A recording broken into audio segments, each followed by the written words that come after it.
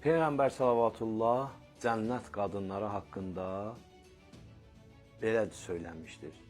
Hansı ki, cənnət qadınları bunlardır. Peyğəmbər buyurur, Xədicə əleyhissalam, Fatimə əleyhissalam, Məryəm əleyhissalam və Asiya. Bu 4 xanımlar Peyğəmbərin bizə çatdırdığı məlumatlara əsasən bu qadınlar cənnət qadınlarıdır. Bəli, Xədicə Peyğəmbərimizin həyat yoldaşı olub, Fatimə əleyhissalam Peyğəmbərin qızı və eyni zamanda Həzrət Əli əleyhissalamın həyat yoldaşı olub, Məryəm əleyhissalam İsa Peyğəmbərin anası olub və Asiya da bu xanımların cərgəsindədir.